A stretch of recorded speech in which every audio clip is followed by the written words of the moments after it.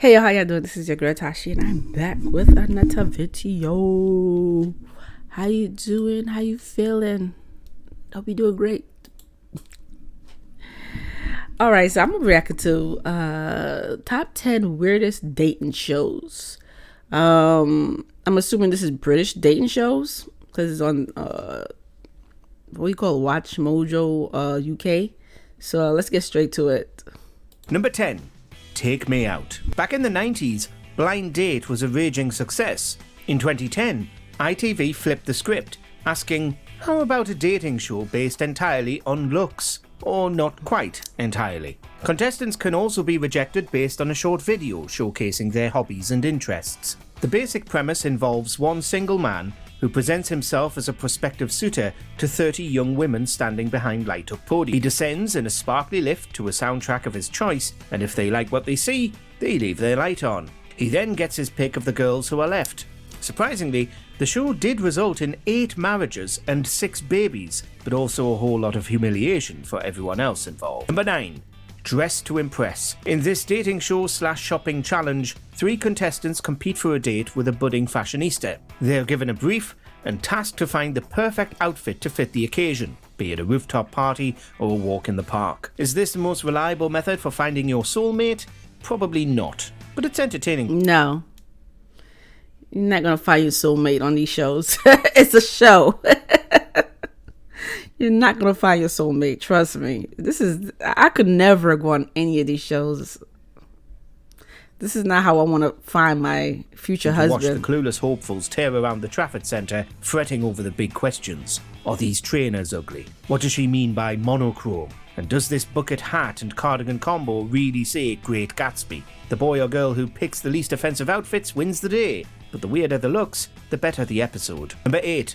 Hot Property. So, please take off the blindfold in 3, 2... Wait, I know that guy. Isn't he from, I forgot the name of that.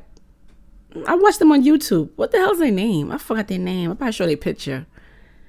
That's him. Run! A person's I didn't even know they bedroom had can reveal a lot about them. And that's the basic premise of this bizarre BBC Three show. One lucky girl or guy has a nosy around 3 rooms belonging to potential partners. After narrowing their choice down to 2, they also get to meet a friend or family member of their future date before making their final decision. Along the way, the picker is accompanied by the hyperactive host, young Philly, who joins in enthusiastically, rooting through wardrobes and under beds. It's odd that no one seems to bother with a deep clean before letting a camera crew into their bedroom, but maybe honesty is the best policy.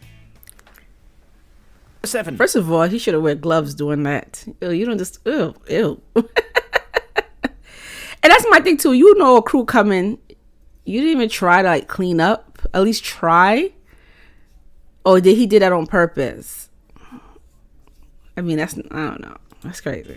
Farmer Wants a Wife. The original version of Farmer Wants a Wife premiered in the UK in 2001. The limited series took a handful of real-life farmers and a selection of women from the city in an attempt to find wives for the farmers by the end of the programme. It was revived in 2009 with Louise Redknapp as a presenter. It's a strangely old-fashioned premise, but the female contestants seemed happy enough to take part in this televised cattle market. Meanwhile, the farmers looked like they'd been chuffed with any of the glamorous options provided to them. The Australian version of the show is still going strong and can boast 16 relationships, including 9 marriages and 21 babies. Number 6. I mean, I guess nothing wrong with that. You know, they're looking for a wife. I wonder how that work out though for the people who are from the city though. The city, she's from the city. I mean, I'm a city girl too, and I would love to live on a farm. You know, after a while, you get tired of work. You know, living in the city. So, I wouldn't mind living on the farm. I wouldn't mind. I wouldn't mind. It's a lot of work, Dating in the dark. Taking the concept of a blind date to a whole new level.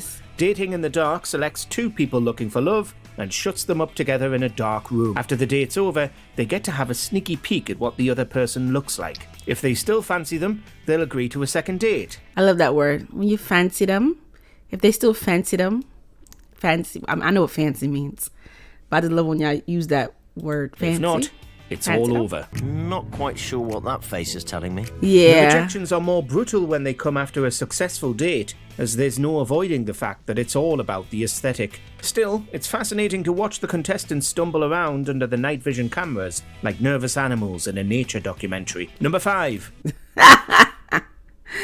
That would make me laugh too. Oh gosh.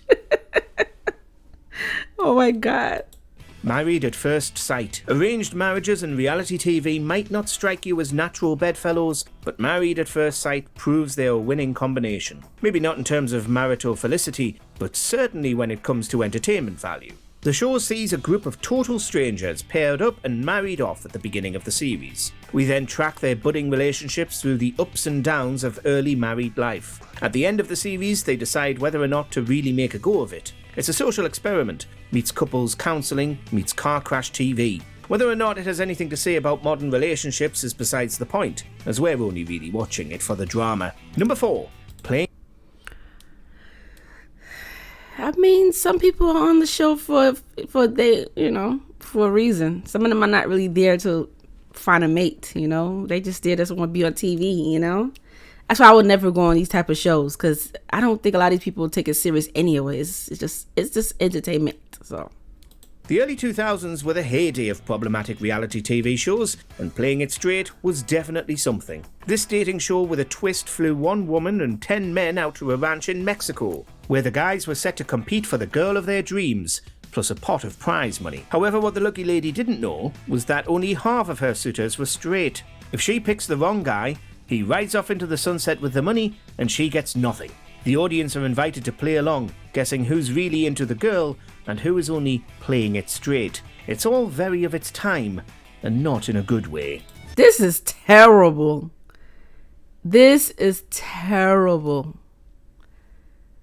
This is what I'm saying. It's just entertainment. Half of the time, I don't even think some of these things are real. I said it. Yes, I know. I said it. I don't think some of these are real. They all get paid just to be on the show, and that's it. They're not really there to look for no love. It's just entertainment. Number 3. I Wanna Marry Harry. Or When? what it would be like to actually be Prince Harry. It's hard to remember. Why did I thought? Why did I thought he had his own show? What? I'm thinking, okay, when did this show came out? Because I wouldn't mind watching Harry it. and Meghan, when the prince was known mainly as the ginger one, and American girls could easily confuse him with a random redhead Englishman. In 20... You could have fooled me. I'm sorry. What? You could have fooled me. Because as soon as I saw him, I was like, that's not him. 2014, the Fox series I Wanna Marry Harry flew a group of unsuspecting young women off to a castle in the UK to compete in a bachelor-style reality show. Once there, they had their phones taken away and were aggressively gaslighted into believing that the bachelor they were fighting for was in fact the real Prince Harry. Amazingly, it worked. Ethics aside, it was a masterclass in the power of suggestion. This guy do not look like him. I could tell. Soon as I saw him, I was like,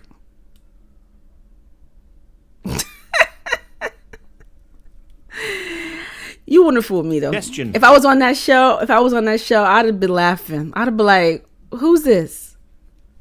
Who is this? But not entertaining enough to stop the show being cancelled after only 4 episodes. Only So you 4 think he's Prince episodes? Harry? Because it's I stupid. can't wait to rub it in the girls' faces later. Number 2.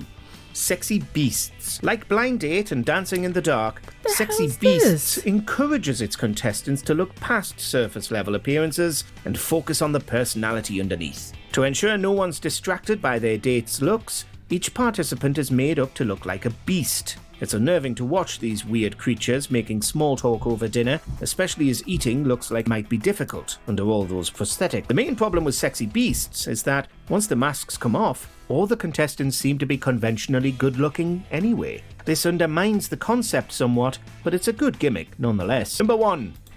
Why you gotta wear those type of masks though? I mean, I'm quite sure it took the makeup artist a lot of time to do all that. It's a lot of makeup. They should just make them wear a mask. Like wear one of those what you call it? What's those type of masks? Well, any type of mask. Make them wear any type of mask, but not that. I guess it's part of entertainment, I guess, Naked Stupid. attraction. Putting yourself out there is scary enough when you're fully clothed. So spare a thought for the contestants on Naked Attraction. These open-minded members of the public lay themselves bare on national TV. I had that same hairstyle like that girl with my hair shaved. I'm growing my hair out though. I'm growing it out. Even the back. I had my hair shaved, but I didn't have it that much shaved, but it was kind of like that. I ain't like it no more. In an attempt to I find got tired the of it. perfect match. Starting from the feet up, the naked bodies of the participants are revealed in stages, and a potential love interest eliminates one hopeful after every round. When we're down to the last man or woman standing, the picker gets naked too. They sometimes share an awkward hug before setting off on their first date. It's all so weird, it's a wonder it's allowed on TV at all, but it's also strangely wholesome, showcasing real people with real bodies, just looking for love. I'm not going to any of those UK dating shows. Now, I'm not going to act like, here in America, we don't have some weird show. We had some weird dating shows, some weird ones. To be honest, I think all these dating shows on TV are all weird anyway. They're all weird. All weird. So comment below. Let me know how y'all feel about this video. Make sure you subscribe to my channel. And I'll see y'all later. Y'all take care. Bye and peace.